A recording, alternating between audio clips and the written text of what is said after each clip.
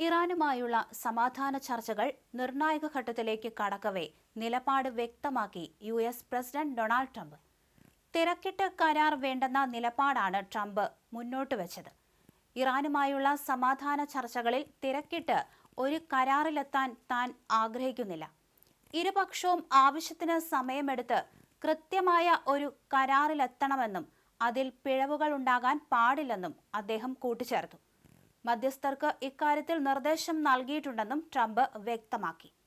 ഇറാനുമായുള്ള കരാർ ഔദ്യോഗികമായി പൂർത്തിയാക്കി ഒപ്പുവയ്ക്കുന്നതുവരെ ഇറാനിയൻ തുറമുഖങ്ങൾക്ക് മേലുള്ള അമേരിക്കയുടെ നാവിക ഉപരോധം പൂർണ്ണ ശക്തിയോടെ തുടരുമെന്ന് ട്രംപ് മുന്നറിയിപ്പ് നൽകി. അതേസമയം അമേരിക്ക ഇറാൻ സമാധാന ചർച്ചകളിലേക്ക് വീണ്ടും നീങ്ങുന്നതിന് ലോകം ആകാംക്ഷയോടെയാണ് നോക്കിക്കാണുന്നത്. ചർച്ചകളിലെ പുരോഗതിയെ സ്വാഗതം ചെയ്ത് യൂറോപ്യൻ യൂണിയനും ബ്രിട്ടനുമടക്കം രംഗത്തെത്തി. ചർച്ചകളിൽ പുരോഗതി ഉള്ളതായി അമേരിക്കൻ സ്റ്റേറ്റ് സെക്രട്ടറി മാർക്കോ റൂബിയോയും വ്യക്തമാക്കി. ധാരണയിലെ പുറത്തുവന്ന വിശദാംശങ്ങൾ ഓരോന്നായി നിഷേധിച്ച് ഇറാൻ മാധ്യമങ്ങൾ രംഗത്തെത്തിയെങ്കിലും ധാരണയ്ക്കുള്ള സാധ്യതയെ തള്ളിപ്പറഞ്ഞിട്ടില്ല എന്നതും ആശ്വാസമാണ്. നയതന്ത്ര ചർച്ചകളിലെ തീരുമാനങ്ങൾ അംഗീകരിക്കണം എന്ന് ഇറാൻ പ്രസിഡന്റ് മസൂദ് പെസൻഷ്കിയാൻ ജനങ്ങളോടും മാധ്യമങ്ങളോടും ആഹ്വാനം ചെയ്തിട്ടുണ്ട്. എല്ലാ തീരുമാനവും സുപ്രീം കൗൺസിലും പരമോന്നത നേതാവും അംഗീകരിച്ചതു മാത്രമാണ് എന്നും അദ്ദേഹം വ്യക്തമാക്കി. അമേരിക്ക ഇറാൻ ധാരണകൾ ഇസ്രായേലിനും ബാധകമെന്ന് ഇറാൻ നിലപാട് വ്യക്തമാക്കിയതും ശ്രദ്ധേയമായി. നയതന്ത്ര ചർച്ചകളിലെ തീരുമാനങ്ങൾ അംഗീകരിക്കണം എന്ന ഇറാൻ മാധ്യമങ്ങളോടും പൊതുജനങ്ങളോടുമുള്ള ഇറാൻ പ്രസിഡന്റിന്റെ ആഹ്വാനം ശ്രദ്ധേയമായിട്ടുണ്ട്. വിയോജിപ്പുകൾക്ക് എതിരെയുള്ള മുന്നറിയിപ്പെന്നാണ് സൂചന. എടുക്കുന്ന എല്ലാ തീരുമാനവും സുപ്രീം കൗൺസിലും പരമോന്നത നേതാവും അംഗീകരിച്ചത് മാത്രമാണ് എന്നും അദ്ദേഹം വ്യക്തമാക്കി. അതിനിടെ സമാധാന ചർച്ചകൾക്കിടെ കടുത്ത നിലപാടുമായി ഇറാൻ എം.പി. മഹ്മൂദ് നഖവിയൻ രംഗത്ത് വന്നു. ഇറാന്റെ ആവശ്യങ്ങൾ അംഗീകരിക്കപ്പെടാത്ത കരാർ എങ്കിൽ അത് ഇറാന്റെ പരാജയമായിരിക്കുമെന്ന് അദ്ദേഹം പ്രതികരിച്ചു. ഹോർമൂസ് കടലിടുക്കിൽ ഇറാന് പരമാധികാരം വേണം.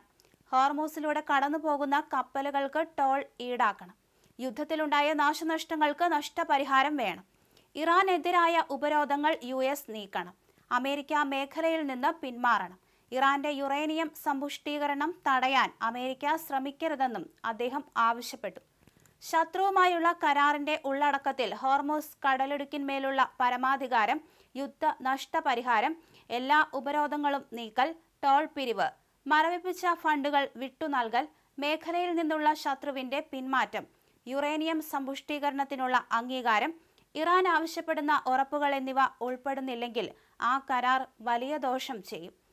അത് ഇറാൻ ജനതയുടെ വിജയത്തെ പരാജയമാക്കി മാറ്റും എന്നാണ് നഖവിയൻ കുറിച്ചത്. അമേരിക്ക ഇറാൻ ധാരണയുടെ വിവരങ്ങൾ പുറത്തു വന്നതിന് പിന്നാലെ വിവിധ വിവരങ്ങൾ നിഷേധിച്ച് ഇറാൻ മാധ്യമങ്ങൾ രംഗത്ത് വന്നു. ഇറാൻ മാധ്യമ റിപ്പോർട്ടുകൾ പ്രകാരം 60 ദിവസം വെടിനിർത്തൽ എന്നത് കരാറിൽ ഇല്ല. ഹോർമൂസിൽ കടന്നുപോകുന്ന കപ്പൽ എണ്ണം സാധാരണ നിലയിലാകും എങ്കിലും നിയന്ത്രണം ഇറാന് തന്നെയായിരിക്കും. അമേരിക്ക ഇറാൻ ധാരണകൾ ഇസ്രായേലിനും ബാധകമാണ്. എല്ലാ മേഖലയിലും യുദ്ധം നിർത്തുന്ന ധാരണ ലബനനിൽ ഉൾപ്പെടെ ബാധകമാകും. യുറേനിയം ശേഖരം മാറ്റാനും ആണവ പദ്ധതി നിർത്തിവെക്കാനും കരാറിൽ പറഞ്ഞിട്ടില്ല. ഇതോടൊപ്പം നാവിക ഉപരോധം 30 ദിവസത്തിനകം നീക്കണം.